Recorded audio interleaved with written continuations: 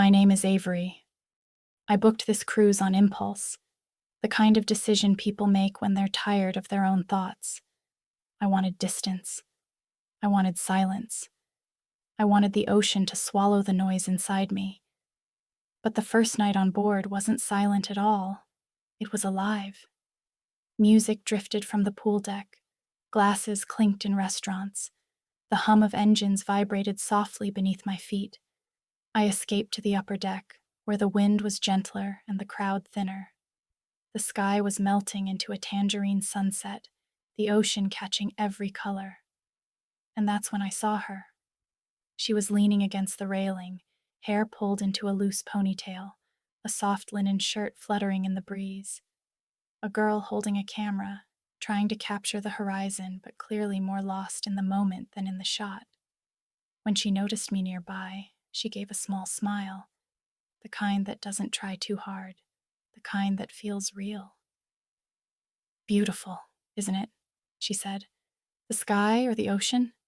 She tilted her head. "Both, but mostly the quiet." I nodded. "That's why I came here." She stepped closer, offering her hand, warm from the sun. "I'm Elise." "Avery." We stood side by side at the railing, the wind brushing against us like a warm breath. She smelled like sunscreen and citrus, the soft, clean kind.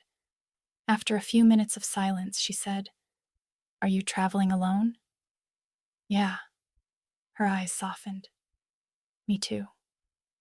The ship cut through the water, leaving a white trail behind us like a signature. Elise lifted her camera again, then lowered it. "Would it be weird if I asked why you came on this cruise?" "Not weird," I said. "Just complicated." Her lips curved. "Good. Complicated people are the most interesting." We walked along the deck together, the wooden floor warm under our feet. The sun dipped lower, painting her face in gold. Every glance she gave me felt like a small spark, soft, unspoken, curious. At the bow of the ship, she stopped, resting her elbows on the railing. "Do you ever feel like the ocean makes everything inside you quieter?" she asked. "Yes," I said. "That's exactly how it feels." She turned to me, her expression gentler than before. "Would it be strange if I said, 'I'm glad I ran into you tonight'?" "Not strange," I whispered. "Not at all." The ship lights flickered on, casting a soft glow over the deck. People moved around us, laughing, taking photos, but everything felt distant. It was just me, Elise, and the endless ocean breathing around us. And in the rhythm of those waves, something small began to shift. The next morning, I found her again. Or maybe she found me.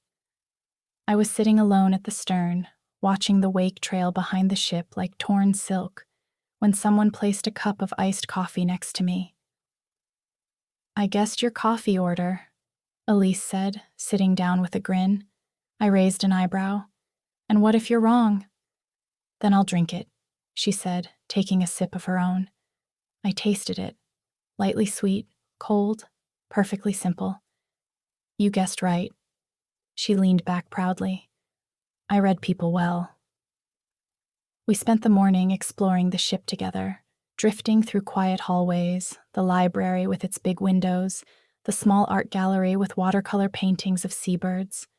Every space felt new with her in it. By noon, we were back on the deck, legs dangling over the edge of a lounge chair. The ship rocked gently, warm wind brushing our skin. "Do you ever feel like vacations make everything more intense?" she asked softly. "How so?" "Like, you feel things faster, see people clearer." I felt her words settle in my chest. "I think that's true," I said. "For us too?" she asked, barely above a whisper. I looked at her, sunlight in her hair, the faint freckles across her cheeks, the softness in her eyes that hadn't been there yesterday. "Yes," I said. "For us too." She exhaled slowly, like she'd been holding that breath for hours.